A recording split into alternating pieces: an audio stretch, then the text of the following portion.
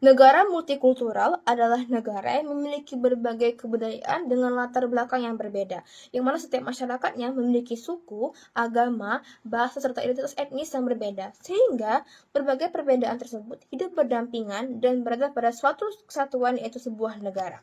Tentunya negara multikultural memiliki gaya hidup serta pola pikir mereka masing-masing dalam menjalankan kehidupan sehari-hari. Hal ini tidak akan menutup kemungkinan bahwasannya perbedaan tersebut ataupun perbedaan perkembangan suatu daerah daripada daerah lainnya dalam satu negara itu memiliki perbedaan. Dalam hal ini, ketika negara multikultural dengan ketimpangan kemajuan yang sangat tinggi, maka kami akan kembali menerapkan sistem demokrasi federal ini dengan mekanisme satu, pemerintahan pusat tetap memiliki kontrol strategis mereka. Yang mana dalam hal ini misalnya, ketika pemerintah pusat tetap mengatur urusan nasional mereka seperti pertahanan, moneter, dan kebijakan luar negeri. Misalnya juga ketika sesimpel ketika suatu daerah dari A memiliki kearifan lokal seperti batik, atau mungkin kain ulos dan sebagainya, maka pemerintah pusat akan membantu pemerintah daerah tersebut untuk mengembangkan hal ini di tingkat internasional ataupun di tingkat event-event nasional, sehingga pada akhirnya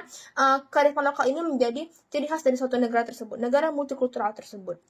Atau yang kedua, penerapan hal ini secara bertahap atau tidak radikal. Dalam hal ini, maka ketika sebelum melakukan kepada seluruh daerah di suatu negara, maka akan ada step by step ataupun check and balance dalam penerapan secara perlahan di beberapa daerah yang terdesak untuk menjalankan sistem ini. Ini akan kami lanjutkan pada argumen saya. Yang pertama, yaitu adalah kenapa pada akhirnya secara prinsip menjadi tanggung jawab pemerintah untuk meredam konflik identitas dan juga ketegangan yang kerap terjadi di negara multikultural. Karena negara multikultural adalah negara yang beragam tentunya, hal ini juga akan ada kemungkinan berbagai konflik etnis antara berbagai daerah, sehingga seperti misalnya di Indonesia itu misalnya perbandingan antara daerah Aceh dan juga provinsi lainnya, yang pada umumnya misalnya provinsi Medan ataupun provinsi-provinsi yang ada di Pulau Jawa, yang pada umumnya mereka mungkin memiliki gaya hidup berbeda. Ketika provinsi Aceh memiliki gaya hidup dengan berdasarkan syariat Islam, sementara yang lainnya itu berdasarkan dengan keberagaman dari agama mereka masing-masing, pada akhirnya ini juga akan memiliki nilai religi yang berbeda, sehingga akan sering menyebabkan pertentangan dengan provinsi lainnya. Misalnya mungkin misalnya ketika suatu hal yang kerap dinormalisasikan di suatu provinsi di A dan B ataupun C, itu dianggap tidak baik ataupun tidak seharusnya dinormalisasikan pada provinsi Aceh. Sehingga pada akhirnya berbagai hal ini akan memicu berbagai macam pertentangan ketika menurut Aceh itu adalah hal yang melanggar, tapi menurut pemirsa itu adalah suatu hal yang normal.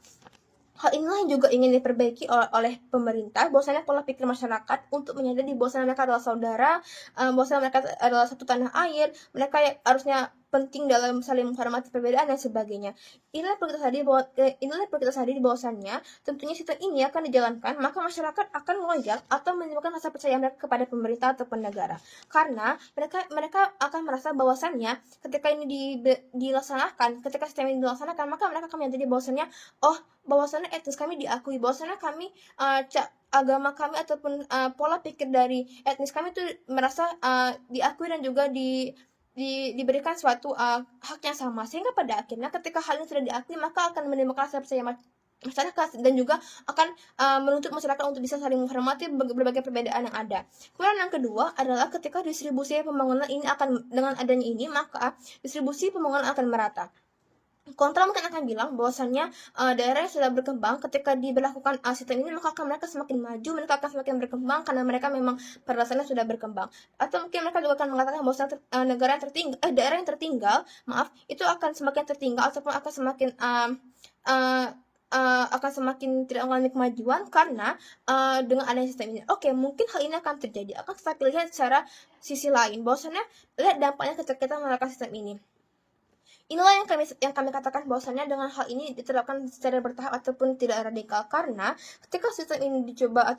dulu di wilayah yang terdesak, misalnya di daerah Papua, yang mana konflik Papua itu sangat erat dengan sensitivitas budaya dan konflik sejarah. Hal ini pada akhirnya akan menciptakan ketimpangan kemajuan yang cukup tinggi, sehingga mungkin di daerah perkotaan Papua itu sudah lumayan maju, atau mungkin daerah-daerah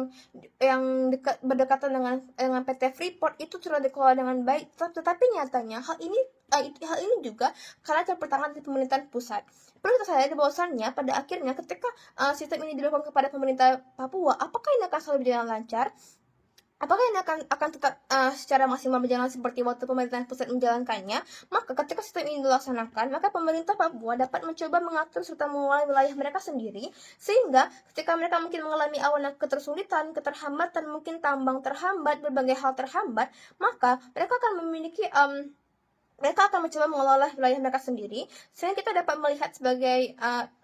secara langsung dampaknya ketika hal ini diberlakukan, ketika sistem ini diberlakukan, serta dapat mengevaluasi keefektifannya, serta dengan hal ini dapat